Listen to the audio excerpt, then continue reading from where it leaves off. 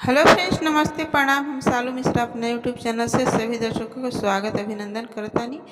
तो आज हम लेके आयल बनी ई सबसे सुंदर रामनवमी के शुभ अवसर पर राम जी के सोहर गीत बा, जौन हम यूट्यूब चैनल पर अभी तक नहीं सुनले। पता ना रहो लोग सुनले बनी ना, कमेंट में बताएं लोग। ई बहुत प्यारा गीत बा, वो लोग सुनी, जैसन भी लागी कमेंट में बताएं लोग। तो चलिए हमने के सुनल जाए और ज़्यादा से ज़्यादा शेयर जरूर करें। चैत के हो रामा नामे तारामा जगिया ठाना ले, रामा जगिया ठाना ले हो, ललना बिना घरानी के जगिया ना शोभे, घरानी बोला देहु, घरानी बोला देहु हो। चिठिया जे लिखले श्री रामचंद्र देई दामाता के हाथे, देई दामाता के हाथे हो, माता तोहरे मानवले सीता मोनी है, ता तुम ही मानावा हो, तुम ही मानावा हो। इतना बचन माता सुने ली, सुने नहीं पावेली, सुने नहीं पावेली हो। माता के सिया छोड़ी के पैया परेली, जहाँ सीता तप करे, जहाँ सीता तप करे हो। माता के सिया छोड़ी के पैया परेली, जहाँ सीता तप करे, जहाँ सीता तप करे हो। अगिला ही घोड़ावा गुरु बाबा, पिछला पर लक्ष्मण, पिछला पर लक्ष्मण हो, ललना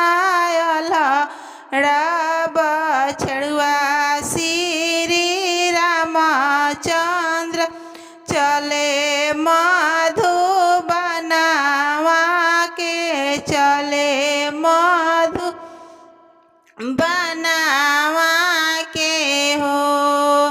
आवत देखली सीता गुरु बाबा, मोने मोने आनंदेली, मोने मोने आनंदेली हो, ललना गुड़ घीवाली हाली भोजनवा गुरु के पौआ पूजेली, गुरु के पौआ पूजेली हो। तू तो सीता ज्ञानी बाड़ू और बुद्धिमानी बाड़ू, और बुद्धिमानी बाड़ू हो। सीताराम के काहे बिसरवलू, अयोध्या नाही चलेलू, अयोध्या नाही चलेलू हो। हमहु त गुरु बाबा ज्ञानी बानी, और बुद्धिमानी बानी हो। ए गुरुजी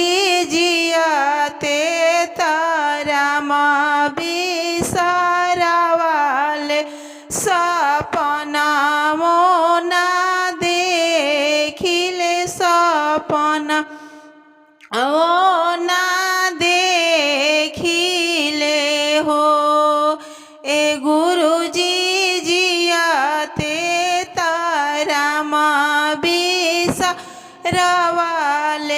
सपनवा ना देखिले सपनवा ना देखिले हो। तुहु तो सीता हो ज्ञानी बाड़ू औरी बुद्धिमनी बाड़ू हो। सीताराम के जनी बिसराव अयोध्या चली चेत अयोध्या चली चेतनु हो।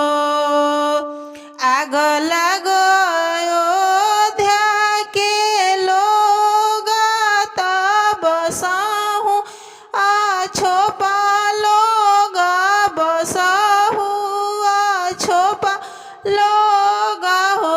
ये गुरुजी जियते मेरा बिसरवाले सपनवा ना देखिले सपनवा ना देखिले हो। आप लोग सुनिए कितना वियोग का ये गाना है।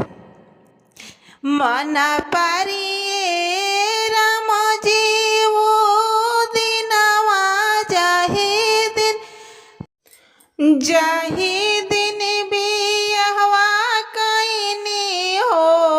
राम जी निहुरी चारानी आके छुआनी चुटकिया डालनी सेंदूर चुटकिया डालनी सेंदूरा हो। राम जी निहुरी चारानिया के छुआनी चुटकिया डालनी सेंदूर चुटकिया डालनी सेंदूरा हो। मन परिए राम जी वो दिनवा जाहि दिन गावनवा कोइनी जाहि दिन गावनवा कोइनी हो। राम जी खोरी खोरी बीड़ावा चूसवानी सारी रतिया पास खेलानी सारी रतिया पास खेलानी हो। मन पड़िए राम जी वो दिनवा जाहि दिन जंगल भेजनी जाहि दिन जंगल भेजनी हो। राम जी सवाना भदौआ के रतिया घाटा हो। घना गेरे लालवा का जेलवा केला बिजुली जे चमकेला हो।